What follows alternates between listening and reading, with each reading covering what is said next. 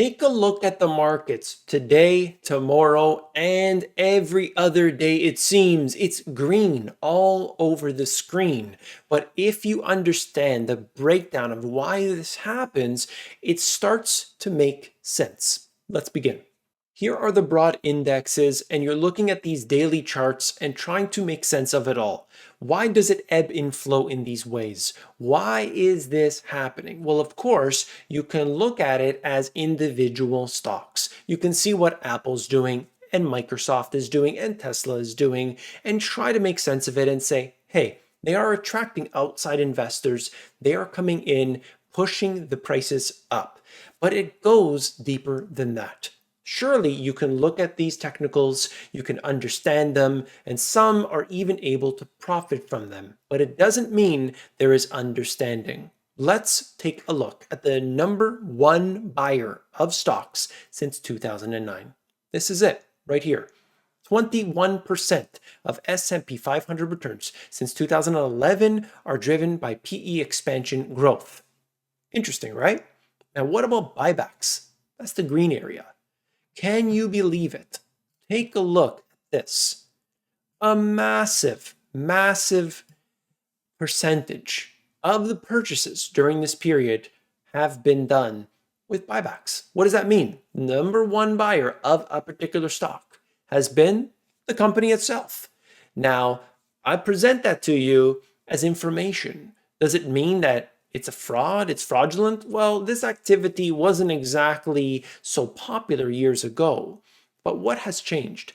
Interest rates being so low has been one primary factor because a company can borrow at next to zero, buy back their own shares, pushing the prices up. As they say, who stands to gain from all of this? Well, anybody investing certainly could watch their portfolio rise. But what's happening here? The retail investors, they're not selling their stock. That's not happening, right? What happens is the insiders get compensation based on the price of these stocks hitting certain levels and they can cash out. So you as the individual, you keep buying in, price keeps going up, but individuals like Tim Cook, who are getting their payday, $300 million payday, they're cashing out. So while the pot is still quite big and continues to grow, you're looking at the insiders of these companies being the biggest beneficiaries. And that is so important. So it starts right from the top of the central banks, and we come down further and further. And at the very bottom of the pile, that's the retail traders. Now, like I said, you can use the information, see the technicals, and actually sometimes produce an income from this. But that takes steady practice, that takes some luck, that takes some skill. Most people, they simply go long because it's been a strategy. If you're printing all this money, it's going to devalue the currency and the stocks can go up. That is a fact. But what's happening with these individual stocks today? Let's talk about this.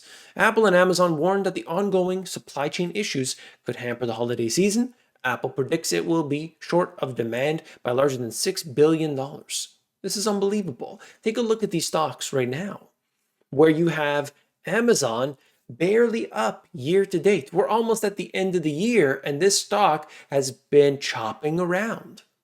This is supposed to be one of the biggest companies in the world, used by everybody today, it seems, and yet it has not performed as well as so many others. What's going on here? It is not always as it seems. Remember that. It's not about, well, everybody uses Amazon, so the stock has to go up. There's much more to it than that. Microsoft passes Apple to become the world's most valuable company. This is always fluctuating, of course. But I want you to remind you that this is one of very few companies that in 2000 were very large and are still very large. Things change and they can change in an instant. Look at Tesla where it was just a few years ago. Look at it today. If you get enough stimulation behind some of these stocks, certainly they can rocket to the moon. They can even go down as well. What about cryptocurrencies? Ethereum jumps to record high amid crypto's decentralized boom. So Shiba Inu, yet another dog coin, a meme coin, a joke of a joke, helped increase the traffic on the most used blockchain. So this is when Ethereum benefits. If you start to see some of these other coins taking off, many cases that boosts Ethereum's usage and the price can go up at least temporarily. Keep that in mind, all right? There's always that secondary benefit. Then you have the bond market. Dares the Fed to defy it after bloody week for investors. Short rates surge globally as central banks reset expectations. Growing wages at the Fed will move up the first rate hike to June. All of this, if rate hikes increase, watch what happens to equities, okay? We see that going on around the world, not necessarily with the Federal Reserve, but that tightening is already starting to get priced into the bond market. Keep an eye on it, okay? Especially those who are over leveraged. What's happening with real estate? Invitation Homes boosts rent 11% as housing shortage persists. Oh, that's right. This is the biggest. Invitation Homes, who owns more than 80,000 single-family rentals, raised prices. They're raising prices, and if I'm not mistaken, they are the biggest homeowner in the United States.